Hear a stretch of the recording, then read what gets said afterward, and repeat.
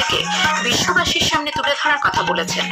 আকাশবাণীতে আজ মন কি বাতের 126তম পর্বে তিনি স্বদেশী দ্রব্য দিয়ে দেশবাসীকে জিএসটি বাচত উৎসব উদযাপনের অনুরোধ জানান। ভোকাল ফর লোকালকে প্রধানমন্ত্রী কেনাকাটার মন্ত্র করার আহ্বান জানিয়েছেন। শ্রী মোদী আজ নারী শক্তির উদযাপনকেও স্মরণ করেন। শারদীয় দুর্গোৎসবের আজ ষষ্ঠী। সায়ংকালে মণ্ডপে মণ্ডপে চলছে দেবী দুর্গার আমন্ত্রণ ও অধিবাস পর্ব। নিম্নচাপ সরে যাওয়ায় অষ্টমী পর্যন্ত ভারী বৃষ্টি না হলেও বিক্ষিপ্তভাবে হালকা থেকে মাঝারি বৃষ্টি হতে পারে। এশিয়া কাপ ক্রিকেটের ফাইনালে আজ টসে জিতে ভারত পাকিস্তানকে প্রথমে ব্যাট করতে পাঠিয়েছে। আসছি বিস্তারিত খবরে। প্রধানমন্ত্রী নরেন্দ্র মোদী আজ মন কি বাতের 126তম পর্বে বলেছেন, কিছুদিন আগে কলকাতার দুর্গাপুজো ইউনেস্কোর ইনটেনজিবল কালচারাল হেরিটেজ তালিকার অন্তর্ভুক্ত হয়েছে। ছট উৎসবকেও এই তালিকার অন্তর্ভুক্ত করার জন্য কেন্দ্রীয় সরকার চেষ্টা করে চলেছে। এইভাবে সাংস্কৃতিক ঐতিহ্যগুলিকে গোটা বিশ্বের কাছে তুলে ধরতে হবে। भारत सरकार छठ महापर्व को यूनेस्को की इंटेंजिबल कल्चरल हेरिटेज लिस्ट यानी यूनेस्को की सांस्कृतिक धरोहर की सूची में शामिल कराने का प्रयास कर रही है। कुछ समय पहले भारत सरकार के ऐसे ही प्रयासों से कोलकाता की दुर्गा पूजा भी यूनेस्को की इस लिस्ट का हिस्सा बनी है। हम अपने सांस्कृतिक आयोजनों को ऐसे ही वैश्विक पहचान दिलाएंगे तो दुनिया भी उनके बारे में जानेगी, समझेगी, उनमें शामिल होने के लिए आगे आएगी। প্রধানমন্ত্রী বলেন, দেশে এখন জিএসটি বাচত উৎসব চলছে। এই উপলক্ষে মানুষ যেন উৎসবের মরশুমে আরো বেশি করে কেনাকাটা করেন। তিনি কেবলমাত্র স্বদেশী দ্রব্যেই দেশবাসীকে উৎসব উদযাপনের অনুরোধ করেন। এর ফলে উৎসবের রোশনাই অনেকটাই বেড়ে যাবে। আরো একবার তিনি ভোকাল ফর লোকালকে কেনাকাটার মন্ত্র করার আহ্বান জানিয়েছেন। আগামী 2রা অক্টোবর গান্ধী জয়ন্তী উপলক্ষে তিনি খাদি বস্ত্র কেনার উপরও জোর দেন। आने वाले दिनों में एक के बाद एक त्योहार और खुशियां आने वाली है। हर पर्व पर हम खरीदारी भी खूब करते हैं और इस बार तो जीएसटी बचत उत्सव भी चल रहा है। अगर हम ठान ले कि इस बार त्योहार सिर्फ स्वदेशी चीजों से ही मनाएंगे तो देखिएगा हमारे उत्सव की रौनक कई गुना बढ़ जाएगी।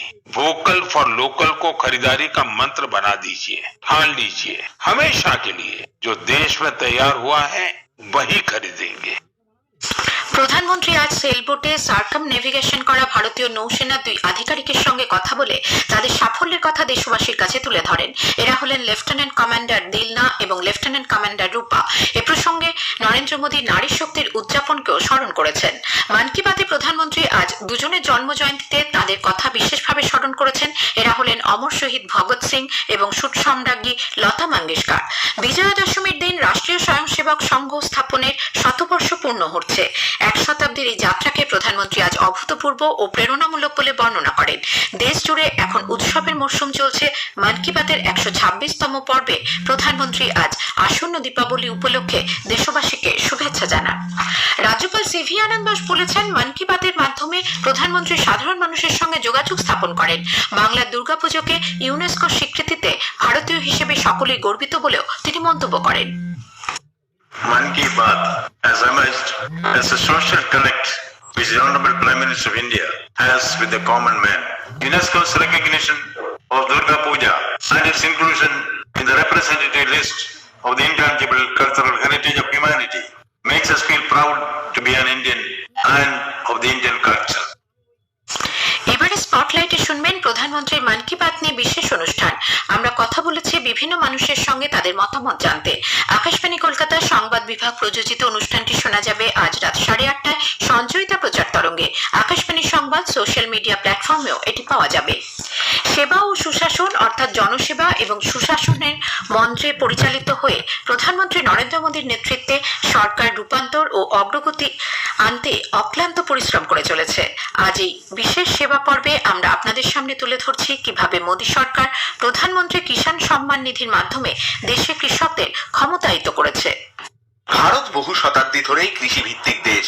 আজও দেশের এক বড় অংশের মানুষ জীবিকার জন্য চাষাবাদের উপর নির্ভর করেন, কিন্তু যারা আমাদের শস্য ভান্ডার ভরিয়ে তোলেন সেই কৃষকরাই নানা সমস্যার সম্মুখীন হন চিরকাল।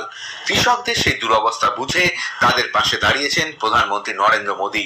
কৃষকদের সহায়তার জন্য তিনি ঘোষণা করেছেন প্রধানমন্ত্রী কিষাণ সম্মান নিধি প্রকল্প। 2019 সালের 24শে ফেব্রুয়ারি উত্তরপ্রদেশের গোরখপুরে এই প্রকল্পের উদ্বোধন করেছিলেন প্রধানমন্ত্রী।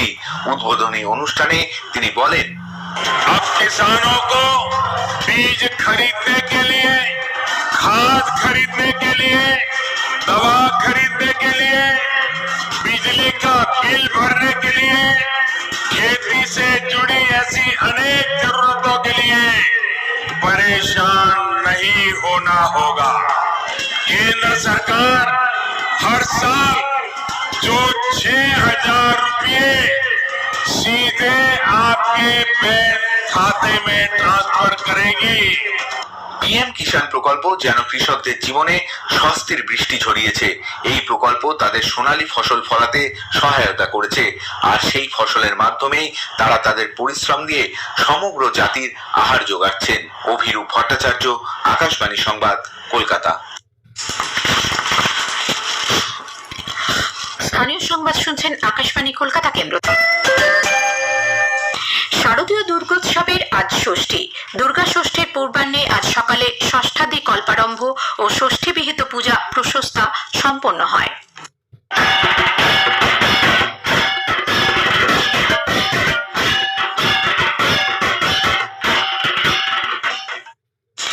আজ সায়ংকালে দেবী দুর্গার আমন্ত্রণ ও অধিবাস সম্পন্ন হচ্ছে। মণ্ডপে মণ্ডপে চলছে তারই অনুষ্ঠান। তিথি অনুযায়ী অবশ্য পূর্বাহ্নের পরেই সপ্তমী তিথি শুরু হয়ে গেছে। আকাশ পরিষ্কার থাকায় সকাল থেকে বহু মানুষ প্রতিমা দেখতে বিভিন্ন মণ্ডপে ভিড় করেছেন। একটি প্রতিবেদন। মেঘমুক্ত আকাশে প্রাণীর জোয়ার মহানগরের উত্তর থেকে দক্ষিণে। সকাল থেকে রোদ মাথায় নতুন পোশাকের সাজে অসংখ্য মানুষ থিম পুজোর মণ্ডপ থেকে মণ্ডপে হাজির ছিলেন। পুরাতত্ত্ব, ঐতিহাসিক স্থান, অত্যাধুনিক প্রযুক্তি নির্ভর আলোকসজ্জার পাশাপাশি নজর কেড়েছে সামাজিক সচেতনতামূলক থিম পুজোর আয়োজন। সম্প্রীতি ও পরিবেশ ভাবনা এবারের পুজো উদ্যোক্তাদের বেশি নাড়া দিয়েছে বলেই মনে হয়েছে। বেশ কিছু সংগঠন একত্রে সেরা গ্রিন পুজোগুলিকে সম্মানিত করার সিদ্ধান্ত নিয়েছে। দক্ষিণ কলকাতার যাদবপুর বাঘাযতীন অঞ্চলে অন্যান্য বারের মতো এবারও প্রতিমায় সাবেকিয়ানার পাশাপাশি ফুটে উঠেছে নান্দনিকতার নতুন রূপ। সুলেখা মোড়ে শ্যামাপল্লী শ্যামা সংঘের পুজোর থিম ভেদ। সমাজের একলব্যদের প্রতি শ্রদ্ধা জানিয়েছেন তারা। পাশেই আরেকটি পুজোরও থিম বিবিধের মাঝে মিলন মহান। বাঘাযতীন বিদ্যাসাগর সেন্ট্রাল ক্লাবের পুজো এবার ৭৬তম বর্ষে। থিম কালো নীল বর্ণহীন। পৃথিবীতে জলের গুরুত্ব বোঝাতেই তাদের এই ভাবনা। এছাড়াও রয়েছে বাংলার কুড়েঘর, হাতের কাজের নিদর্শন। গড়িয়ার পঞ্চদুর্গা, নবদুর্গা তো আছেই। সন্ধ্যার পর থেকেই ভিড় ক্রমশ জনজোয়ারের রূপ নিচ্ছে দক্ষিণ কলকাতার মণ্ডপগুলিতে। আশফিন নাহার, আকাশবাণী সংবাদ, কলকাতা। কলকাতা পুরসভার উদ্যোগে আজ কলকাতা শ্রী পুরস্কারের অন্তর্গত সেরা পুজোগুলির নাম আনুষ্ঠানিকভাবে ঘোষণা করা হয়। কলকাতা পুরসভার মেয়র পরিষদ সদস্য দেবাশিস কুমার টালা প্রত্যয়, ৭৪ পল্লী সর্বজনীন দুর্গোৎসব, হাতিবাগান সর্বজনীন, রাজডাঙ্গা নবোদয় সংঘ, বাদামতলা আশার সংঘ সহ অন্য বেশ কয়েকটি পুজোর নাম বিভিন্ন বিভাগে জয়ী হিসেবে ঘোষণা করেন।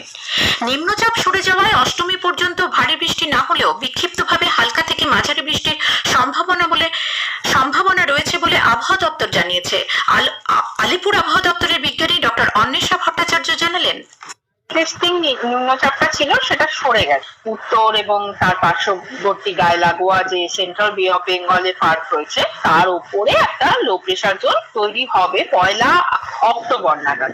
তার ফলে 2 তারিখে ভারী বৃষ্টিপাত হওয়ার সম্ভাবনা রয়েছে দক্ষিণ 24 পরগনা জেলার 1-2 জায়গায়। আর ভারী বৃষ্টির সম্ভাবনা রয়েছে ওয়েস্ট মিদনাপুর, নর্থ 24 পরগনা, কলকাতা, হাওড়া, হুগলি, নদিয়া এই জেলাগুলি। এশিয়া কাপ ক্রিকেটের ফাইনালে দুবাই আন্তর্জাতিক স্টেডিয়ামে আজ টসে জিতে ভারত পাকিস্তানকে প্রথমে ব্যাট করতে পাঠিয়েছে। চোটের কারণে ভারতীয় দলে আজ হার্দিক পান্ডিয়া খেলছেন না, তার পরিবর্তে খেলছেন রিঙ্কু সিং।